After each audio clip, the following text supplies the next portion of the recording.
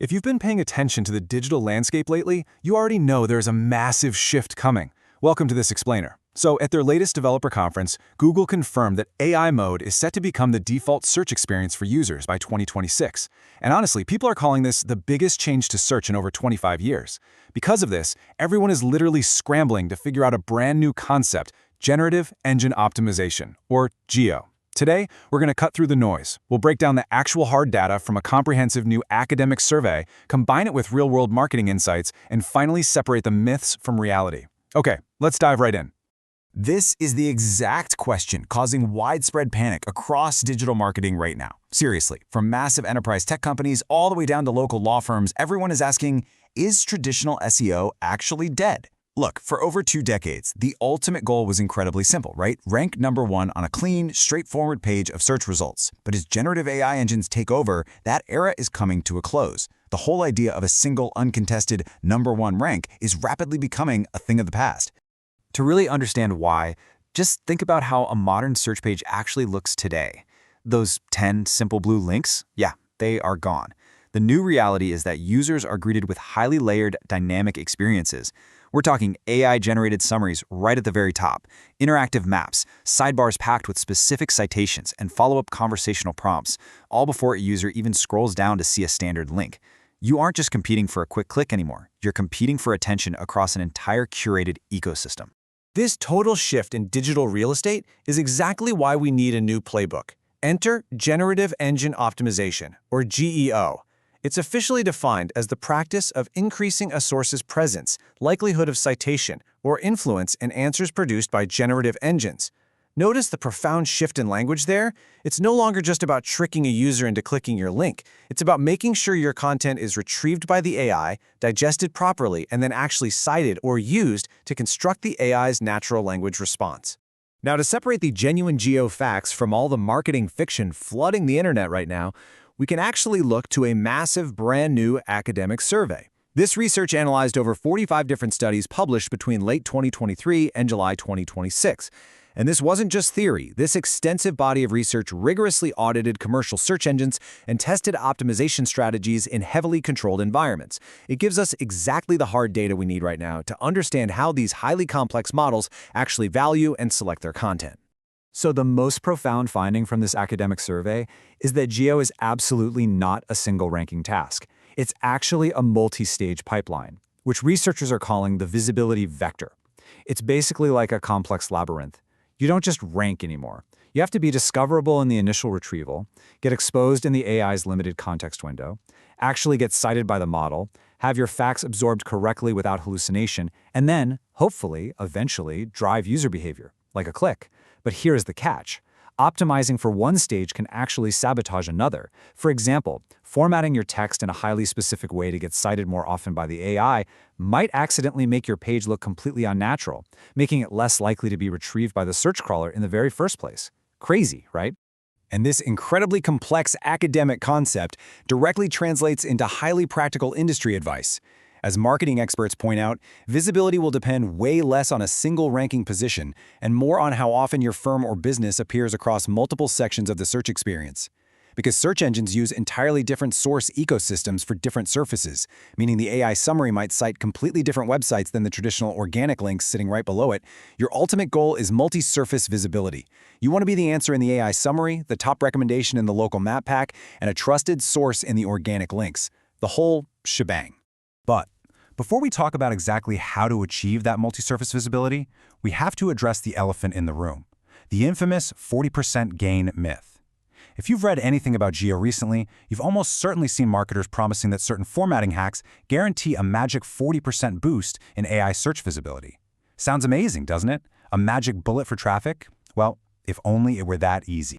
Here is the reality check. That 40% figure actually comes from a foundational GEO research paper, but the context has been entirely stripped away by marketing hype. That massive boost, it only applied in a simulated environment where the document was already manually fed into the AI's context window. That means if you are already sitting in the top 5 documents the AI happens to be reading, sure, certain tweaks might make it quote you more. But it does absolutely nothing to guarantee that the AI will retrieve your web page out of the billions on the internet in the first place. The crucial point really becomes obvious when we look at massive end-to-end testing, like the Sagio Arena benchmark, which rigorously evaluated over 170,000 documents. When researchers applied those generic AI optimizations to the body of a text and ran it through a full search pipeline from start to finish, the results were actually shocking. Top 20 presence dropped by 9%. Top 10 re-ranking dropped by an astounding 16%. Let that sink in for a second. Using generic robotic optimization tricks on your text can actually decrease your chances of being found at all. Let's be explicitly clear about the specific tactics the academic data proves are completely useless or even harmful. Keyword stuffing? Dead. It transfers incredibly poorly to modern AI models. Relying on generic formatting recipes? That will actually hurt you because as competition increases, the models just learn to spot those artificial patterns. What about fabricating statistics to look more authoritative? Well, it might get you cited once, but it completely destroys your factual fidelity and overall trust score. And finally, optimizing for just one engine is a trap. Google, Perplexity, and Bing all pull from vastly different, entirely separate source ecosystems. Okay, I know this sounds a bit daunting. The underlying algorithms are incredibly complex. The platforms are constantly shifting, and those old cheap tricks just do not work anymore. But take a breath, because there is truly fantastic news here. Despite all the incredibly advanced machine learning at play, the evidence consistently points to a very reassuring conclusion. Fundamental quality wins. So let's move on and see how this builds into an actionable, evidence-based GEO strategy. Step 1. Ensure strict query document relevance. The AI prioritizes content that directly, explicitly, and clearly answers the user's question without any unnecessary fluff. Step 2. Provide extractable, verifiable evidence. We are talking about real statistics, authentic quotes, and clear definitions that the AI can easily parse and verify. Step 3. Build third-party trust. If other reputable, established sites mention you, the AI fundamentally trusts you more. And step 4. Keep your technical house in order with perfectly up-to-date local data and a clean site structure. If you take away absolutely nothing else from this explainer, I want you to remember this core thesis. AI search still needs reliable sources to pull information from. These AI engines aren't just creating knowledge out of thin air, right? They are synthesizing the web. They are fundamentally reliant on high-quality, human-written content that contains actual, verifiable insights. If your content is genuinely helpful to a human reader, it is highly likely to be valued and cited by an AI.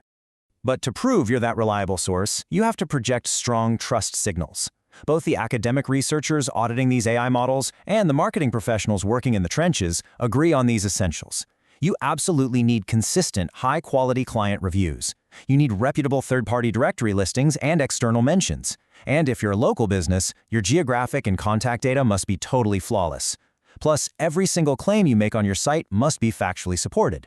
Digital authority is literally the new currency.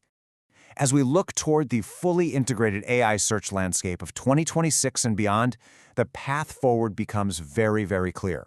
The terrain will constantly shift.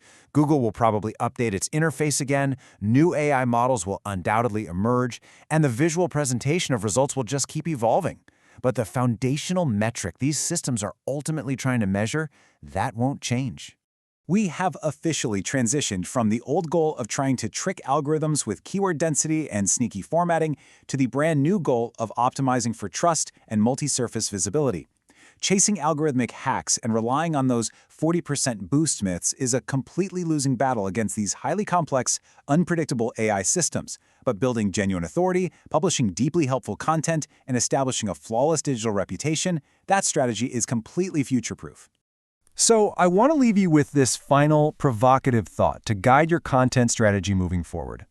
The next time you sit down to write a blog post, update your website, or design a marketing campaign, ask yourself, are you optimizing for algorithms or are you optimizing for trust?